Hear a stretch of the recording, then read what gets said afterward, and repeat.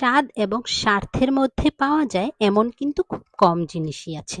তবে এই কেকটি তার মধ্যে একটি। হ্যালো, আসসালামু আলাইকুম। আওয়ার সুইট হোম বেকারিসের পক্ষ থেকে সবাইকে আন্তরিক শুভেচ্ছা। হাফ পাউন্ডের এই চকলেট কেকটির অর্ডার দিয়েছে একটি আপুর বার্থডের জন্য। যেহেতু ছোট একটি কেক নিয়েছে তাহলে বোঝাই যাচ্ছে যে খুব কম মানুষের জন্য। আসলে হাফ পাউন্ডের হলেও 4 জন মানুষের জন্য এই কেকটি কিন্তু খুব পারফেক্ট একটি কেক। তো প্রথম লেয়ারটা দেওয়ার পর আমি এখানে চকলেটের গানাশ দিয়ে দিয়েছি। আসলে চকলেট একে সুগার সিরাপের পরিবর্তে কিন্তু চকলেট গানাশও ব্যবহার করা যায়। দ্বিতীয় লেয়ারটা দেওয়ার পরে আবার সেম আগের মতোই গানাশ দিয়ে দিব, তারপর ভালো করে চারপাশ থেকে ক্রিম দিয়ে এটাকে সেট করে নিব।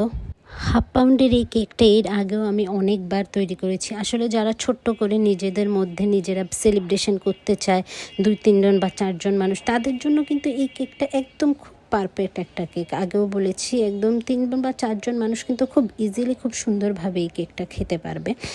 ওভারঅল ক্রিম করার পর আমি এটাতে একদম বেশি করে উপরে চকলেটের গানাশ দিয়ে দিয়েছি।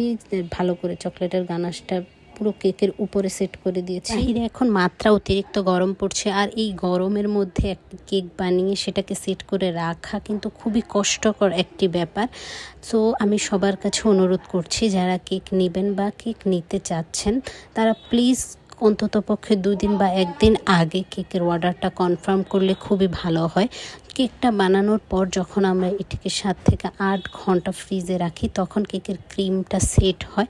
নয়তো দেখা যাচ্ছে যে পরিমাণ গরম পড়ছে, অল্প কিছুক্ষণ সময় যখন কেকের ক্রিমটা বাহিরে থাকে তখনই সেটা নরম হয়ে যাচ্ছে বা গলে যাচ্ছে। কেক বানানোর পরও যদি কেকটা কিছুক্ষণ বাইরে থাকে দেখা যাচ্ছে কেকের ক্রিম নরম হয়ে যাচ্ছে, কেকের ক্রিমটা সেট হচ্ছে না। তো আপনারা যারা কেক নিতে চাচ্ছেন আমি বিশেষ করে অনুরোধ করছি অন্তত পক্ষে 2 দিন বা 1 দিন আগে অর্ডারটা কনফার্ম করবেন। বানানোর পর যদি সেটাকে ঠিক মতো ফ্রিজে রাখা হয় তাহলে কেকের ক্রিমটা ঠিক মতো সেট হয়। এই তো আমার কেকটাও বানানো প্রায় শেষ হয়ে আসলো। কেকের উপরেও আমি ছোট করে ফুলের একটা বর্ডার দিয়ে দিলাম এবং নিচের একটা ফুলের বর্ডার দিয়ে দিলাম। যেহেতু এটা একটা ছোট কেক, এর ভিতরে খুব বেশি বা খুব ভারী করে যদি আমি ডিজাইন দিই তাহলে যে খুব ভালো লাগবে তা না। এটাতে আসলে খুব সিম্পল ডিজাইনই ভালো লাগে। তো আগেই বলেছিলাম এটা কিন্তু একটা আপুর বার্থডে কেক ছিল। তো আমি এখানে কেকটা তৈরি হওয়ার পর আপুর ছোট করে হ্যাপি বার্থডে আপুর নামটা লিখে দিয়েছি।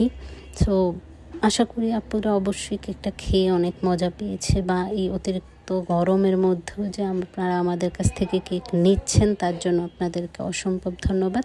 আশা করি এভাবেই পাশে থাকবেন। আসসালামু আলাইকুম।